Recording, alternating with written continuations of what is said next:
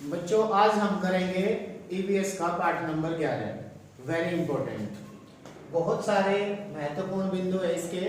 मेरे ख्याल से एक लेक्चर में ये खत्म नहीं हो पाएंगे। इसके बाद एक और हम अच्छा सा लेक्चर तैयार करेंगे, फिर कंप्लीट हो जाएगा हमारा लेसन। सभी बच्चे ध्यान से देखें। ईवीएस कक्षा 5 पाठ नंबर 11, ठीक है।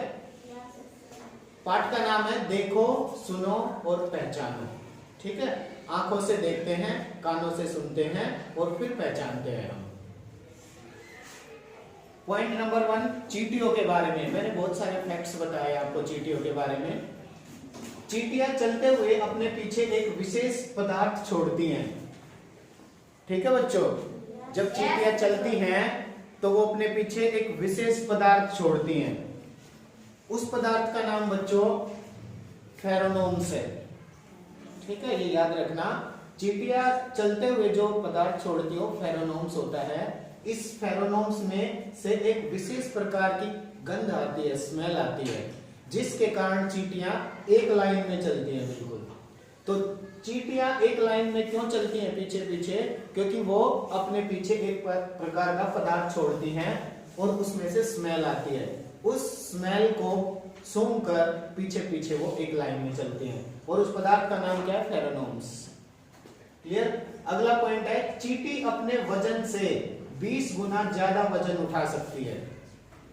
प्यारे बच्चों, जितना वजन चींटी में होता है वो उसका 20 गुना उठा सकती है। उदाहरण के लिए, अगर एक चींटी में 5 ग्राम वजन है ना, तो वो अपने वजन का 20 गुना उठाएगी। तो 5 गुना 20, 20 पंजे 100, वो 100 ग्राम वजन उठा सकती है। ऐसे ही और उदाहरण आप कर सकते हो, आपको करवा के रखे हैं। मच्छर अपने एंटीना से हमारे पैरों के तलवों, हमारे मतलब मनुष्य, जैसे मच्छर हमारे पास आते हैं तो क्यों आते हैं, क्या कारण है?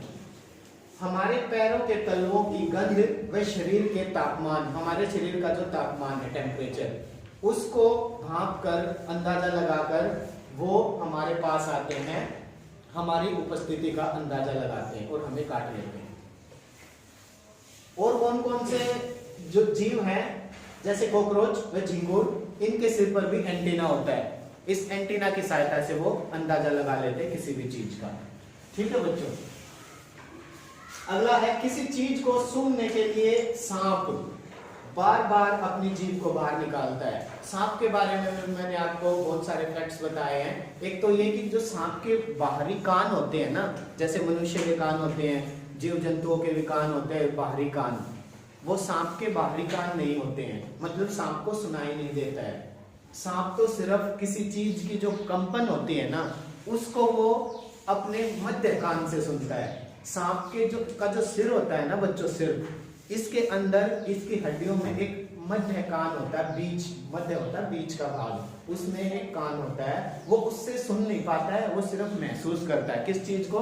कंपन को, ठीक है। कोई भी चीज आप गिराओगे सांप के पास से, तो जैसे ही कंपन होगी तो उसको महसूस होगा, सुनाई नहीं देता है। ये जो गांव में सपेरे होते हैं, स्नेक चार्मर, ये सांप का खेल दिखाते हैं, तो ये आपको बोलते हैं अगर आपके घर में कोई सांप है तो हम उसको निकाल सकते हैं। वो आपको झूठ बोलते हैं, क्योंकि जो बीन बजाते हैं उस बीन की आवाज तो सांप को सुनाई नहीं देती है, क्योंकि सांप के कान होते ही नहीं है, ठीक है। अब आप ये कहोगे कि सर सांप तो बीन को देख के बिल्कुल एक्टिविटी करता है। बिल्कुल सही बात है, वो बीन को देख के करता है बेटा, सुन के नहीं करता है।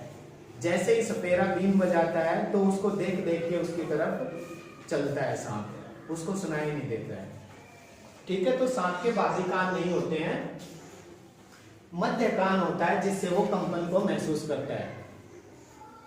उल्लू अपने सिर को 360 डिग्री तक घुमा सकता है, बिल्कुल 360 डिग्री घुमा देगा उल्लू। क्योंकि जो उल्लू की आंखें होती है ना, वो बिल्कुल बीच में होती है, यहाँ पे वो अपने आसपास की चीजों को नहीं देख सकता है आंखों को घुमाकर, वो सीधा अपने सिर को ही घुमाता है, ठीक है। उल्लू के साथ एक और ऐसा पक्षी है, चील, जिसको काइट बोलते हैं। वो भी अपने आसपास का नहीं देख सकती है, वो भी अपने सिर को घुमाकर चीजों को देखती है। तो चील और उल्लू ऐसे पक्षी हैं। उल्लू रात को केवल काले व सफेद रंग की पहचान करता है। Very important, black and white colour होता है उल्लू उल्लू सिर्फ उसको पहचानता है रात को।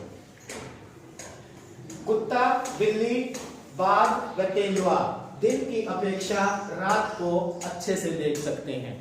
कुत्ता, बिल्ली, तेंदुआ और बाघ ये दिन की अपेक्षा रात को बहुत अच्छा देखते हैं। क्यों?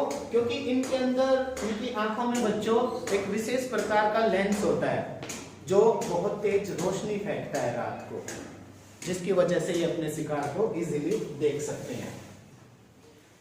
चील भी आसपास देखने के लिए अपनी गर्दन को घुमाती है, मैंने अभी बताया था, क्योंकि इसकी आंखें भी उल्लू की तरह सामने होती है। ये भी अपनी गर्दन को घुमाती है चीजों को देखने के लिए। अब देखो बच्चों, कौन सा जानवर कितने घंटे सोता है, ये भी बहुत इंपॉर्टेंट है। आप अपने से अंदाजा लगाओ। हम दिन में 7 या 8 घंटे नॉर्मली सोते हैं, 6, 7 या 8 घंटे। तो अगर हम बात करें जानवरों की, गाय दिन में 4 घंटे सोती है। मैंने सब बच्चों को ये ट्रिक के माध्यम से याद करवा रखा है कि गाय कितने घंटे सोती है। मैंने एक वाक्य लिखवाया था, गाय चारा खाती है। चारा में 4 आया है, 4, तो 4 घंटे गाय सोती है। ठीक है। अजगर 18 घंटे सोता है बच्चों। जिराफ, जिसकी गर्दन लंबी होती है, वो 2 घंटे सोता है। जिराफ 2 घंटे सोता है। बिल्ली व चूहा 12 घंटे सोते हैं। वैसे बिल्ली, वैसे 12 घंटे सोते हैं। ठीक है।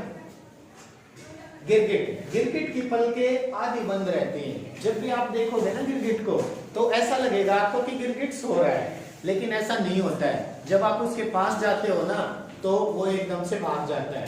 उसकी पलकें आधी बंद रहती हैं। ठीक है। गिरगिट की पलकें आधी बंद रहती हैं और वो अपनी आंखों को चारों तरफ घुमा सकता है, हर चीज को देख लेता है चारों तरफ घुमा के। ऐसी होती है गिरगिट की आंखें। Last and very important question, project tiger